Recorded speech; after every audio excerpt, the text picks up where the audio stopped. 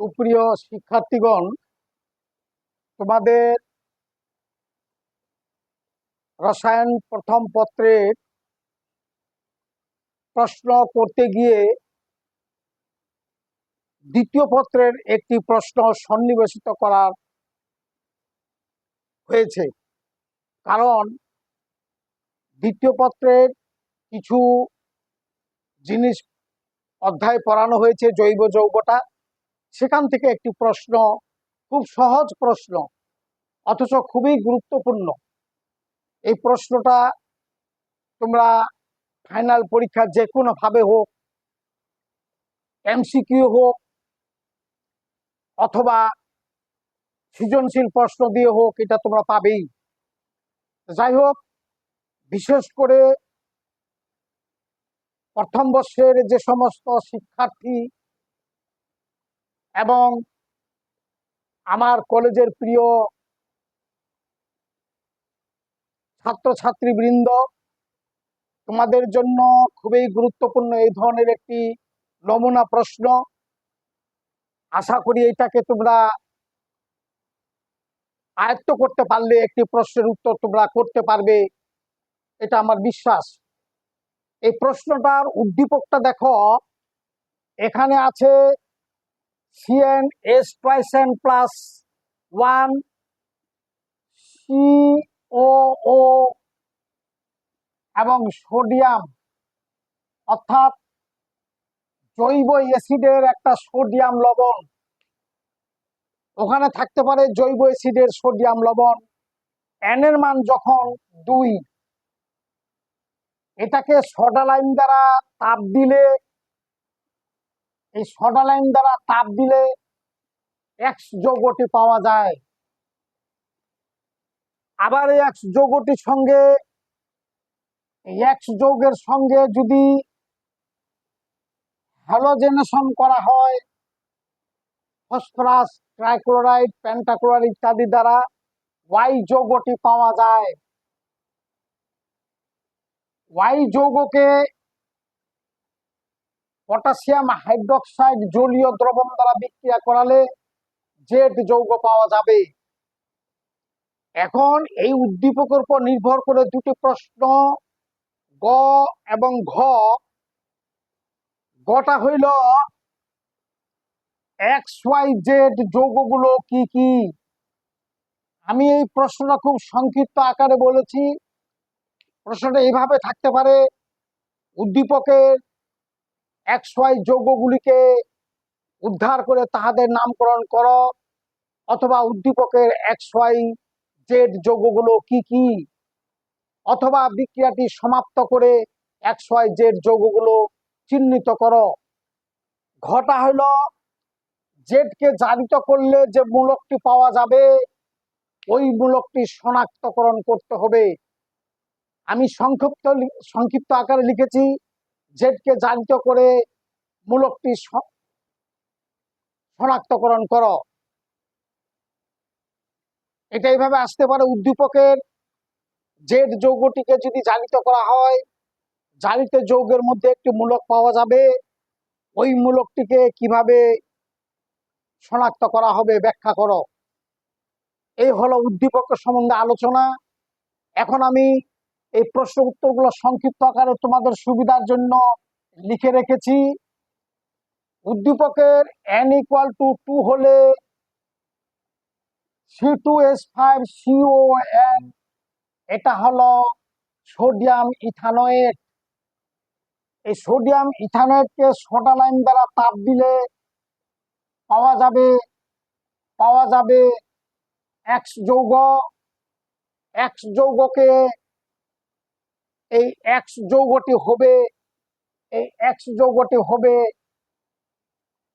Ethane.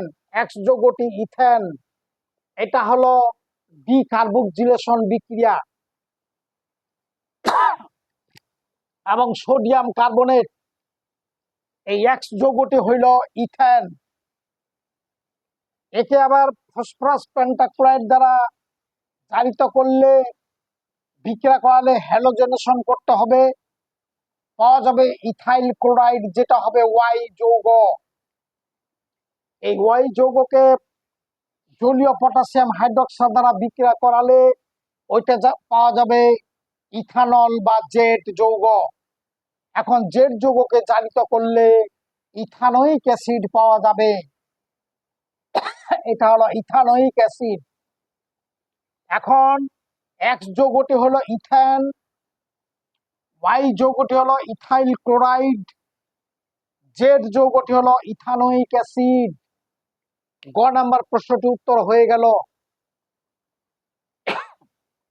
এখন ঘ number প্রশ্নটা আসছে, জেড যৌগটিকে বা ইথানোয়িক অ্যাসিডকে, ইথানোয়িক অ্যাসিড ইহার কার্যকরী মূলক হলো কার্বক্সিলিক অ্যাসিড COOH। একে সোডিয়াম বাইকার্বনেট দ্বারা এর সহিত বিক্রিয়া করে কার্বন ডাই অক্সাইডে বুদবুদ গ্যাস নির্গত হয়।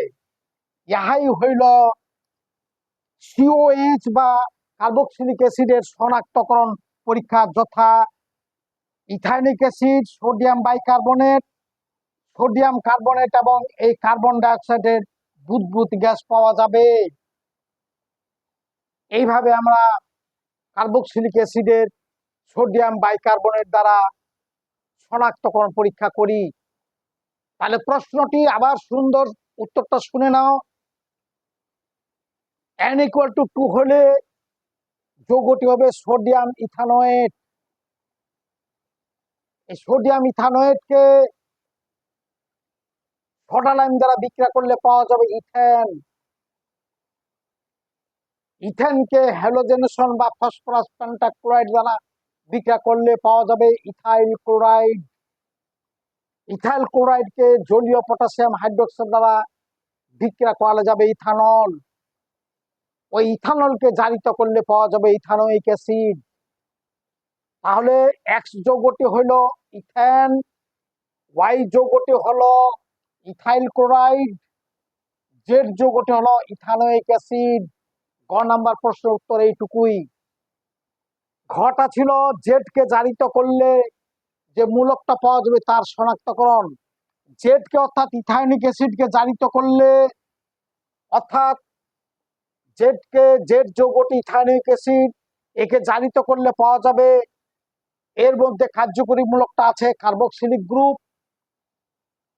এই কার্বক্সিলিক গ্রুপটি হলো গ্রুপের সঙ্গে সোডিয়াম বাইকার্বনেট অ্যাসিড বিক্রিয়া করে কার্বন ডাই অক্সাইডের বুদবুদ গ্যাস নির্গত হবে। এই হলো কার্বক্সিলিক অ্যাসিডের পরীক্ষা। এবং এই জেডকে জারিত করার পর যে ইথানোয়িক অ্যাসিড পাওয়া গেল, এখানে আরেকটু লিখতে পারো তোমরা, জেড যৌগটিকে জারিত করলে ইথানোয়িক অ্যাসিড পাওয়া যায়। ইথানোয়িক অ্যাসিডের কার্যকরী মূলকটা হলো কার্বক্সিলিক গ্রুপ। এই কার্বক্সিলিক গ্রুপ পরীক্ষা করার জন্য সোডিয়াম বাইকার্বনেট ব্যবহার করতে হয়। সোডিয়াম বাইকার্বনেট বিক্রিয়া করালে কার্বন ডাই অক্সাইড গ্যাসের বুদবুদ গ্যাস উঠে। বিক্রিয়াটা ethanoic acid plus sodium bicarbonate, sodium carbonate plus carbon dioxide এবং ওয়াটার, এই কার্বন ডাই অক্সাইডের বুদবুদ গ্যাসের মাধ্যমে জেডের দ্বারা জারিত যৌগ ইথানোয়িক অ্যাসিডের কার্বক্সিলিক গ্রুপের পরীক্ষা নিশ্চিত করা যায়। এই হলো প্রশ্নটির উত্তর। তোমরা যদি এটা এইভাবে একটু মনে রাখতে পারো, তাহলে আমার মনে হয় এই প্রশ্নটির উত্তর তোমরা খুব সহজভাবে দিতে পারবে, লিখতে পারবে। তোমাদের সকলকেই ধন্যবাদ। তার আগে তোমাদের কাছে একটা নিবেদন, তোমরা এই আলোচনাটি আরো প্রশ্নগুলো আগে আগে পাওয়ার জন্য সাবস্ক্রাইব করিও এবং কমেন্ট ও লাইক দিও। তাতে আমার এই প্রশ্নগুলো তোমরা আগে ভাগে তোমাদের চ্যানেলে পেয়ে যাবে। তোমাদের সকলকেই ধন্যবাদ।